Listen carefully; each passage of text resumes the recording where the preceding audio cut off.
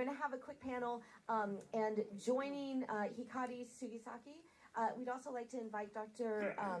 Phuoc. Thank you so much for coming. We're very honored to be able to have both of you with us today, to be here and share a little bit of insight and thought kind of connected with this film. So, thank you both for coming to this.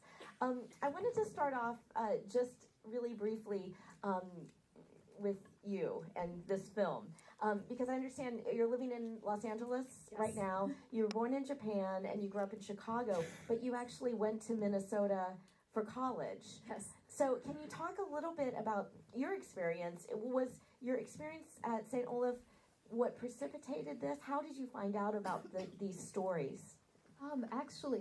So oddly enough, it was because, my Chinese professor is Professor Ka Wang, and I started taking Chinese.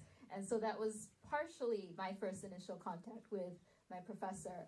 And then a previous project that this professor had done was on just Asian Americans in Northfield, which is the town that St. Olaf College is located in Minnesota. And so that project actually was kind of the starting point, because that made it very clear that St. Olaf had Japanese American students. And St. Olaf is a predominantly white institution, about 90%. So that, I think, was a big surprise to myself. And that wasn't something, or I wasn't thinking about, is there a Japanese American population in the college that I was looking at, or when I was still applying to colleges. So learning that after I had already been at St. Olaf for a long time was a big surprise. And so were some of these people that your professor knew, or were these people that you reached out to or had to try and find? We had to reach out, and we first interviewed Miss Sally Sudo. And Miss Sally Sudo was part of the JACL, and so through that connection, we were able to find a lot of people and ask if they would be willing to let us interview them. Dr. Lei, thank you for joining us. And you're a board member of the group that we saw Hikari talking about a little bit, that had the council that was really trying to help get some of these young people out into these colleges. Can you talk a little bit, first of all, for people who might not be familiar with that work, talk a little bit about the council's work, and also where some of these students ended up along with Minnesota? Great. Well, thank you very much. Thank you. Thank you very much for having me.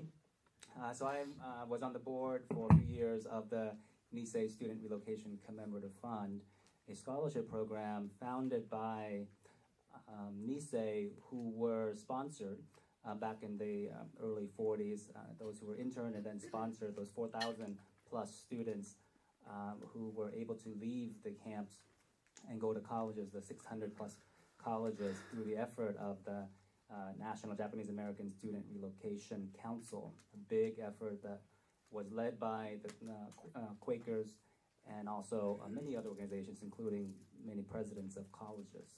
Well, as you can imagine, the 4,000 plus Nisei students who were sponsored became highly successful. And then 30 to 40 years later, many of them who were living in the New England area basically gathered and said, 40 years on, in the early 80s, they felt a sense of duty and obligation and a deep appreciation for those who sponsored them, enabled their education, and they wanted to pay it forward. So they formed the Nisei Student Relocation Commemorative Fund, which is a scholarship fund that bestows scholarships every year to Southeast Asian students. Now, the story is interesting because back in the early 80s, there was a wave of pardon the pun, a wave of boat people from Vietnam, and I was one of those people. I arrived as a refugee in 1982 in the U.S. And in 1994, this group of people came to Sacramento to give scholarships, and that's the year I graduated from high school.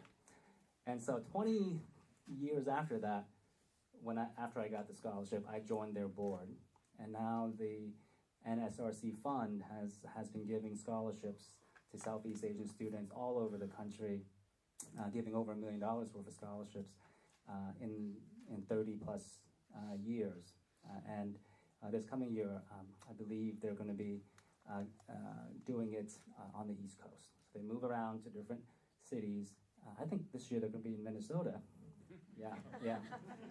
So all of the original members of the scholarship fund are Nisei, and many of them we sadly lost, but their legacy lives on, their memory lives on in the scholarship fund. And I think that was one thing thank you so much for sharing that. And I think that is one of the things that really struck me with this film, too, is this notion that in the midst of these big forces, that individuals can make a difference in other individuals' lives. One thing I wanted to, just coming back to you and asking you about this, there was the section where you kind of turned the corner and talked about the context in the current situation with Muslims. And many of you might know me from KTVU Channel 2, but here, as a reporter, but my very first job was in Duluth, Minnesota.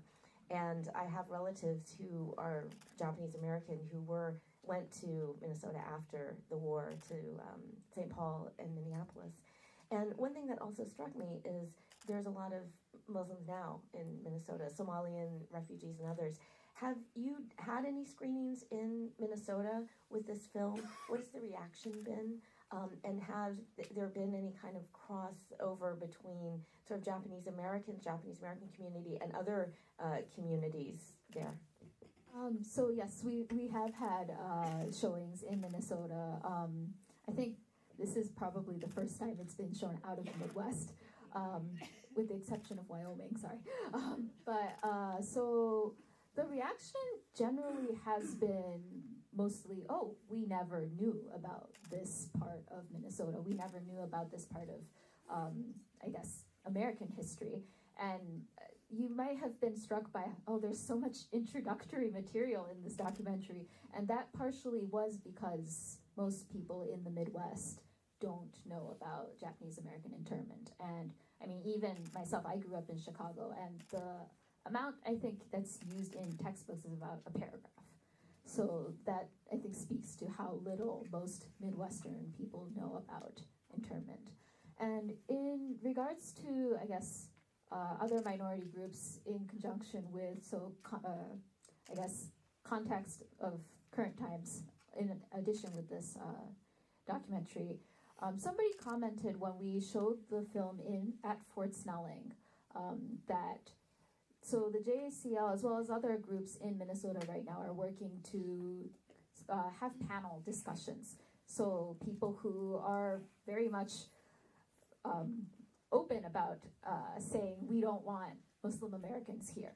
So saying, okay, wait, why? But we have this history of Japanese Americans. And so trying to bridge the two using this piece of history has been something that Japanese Americans in Minnesota have been, I think, very active in. Thank you for that. I think if we can just take one question. I know we're very tight in time, but does anybody have something that they would like to ask? Yes. Thank you for your film.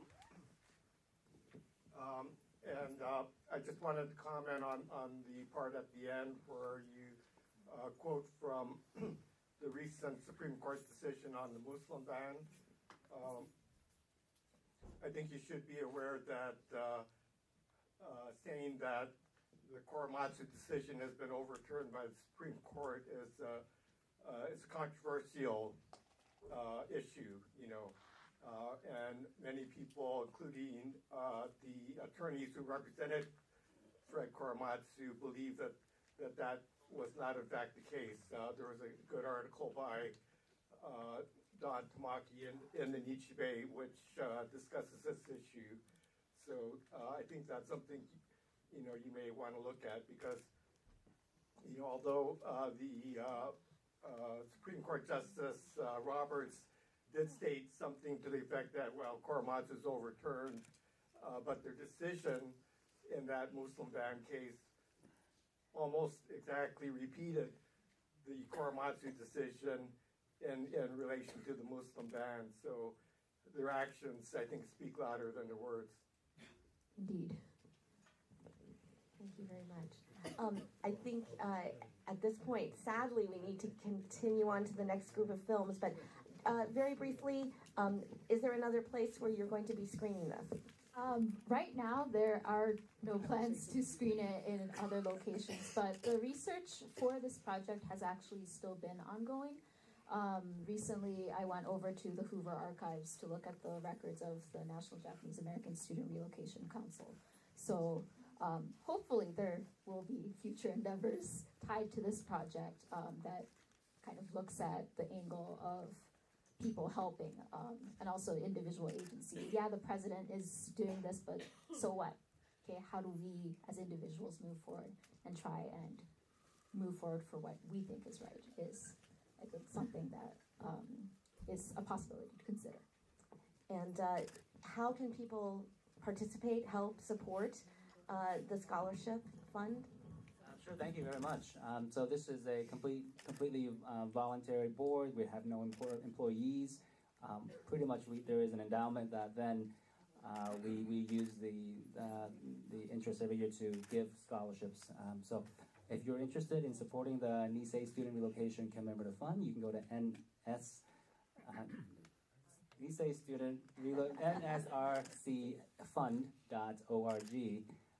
And we would greatly appreciate any help. Thank you.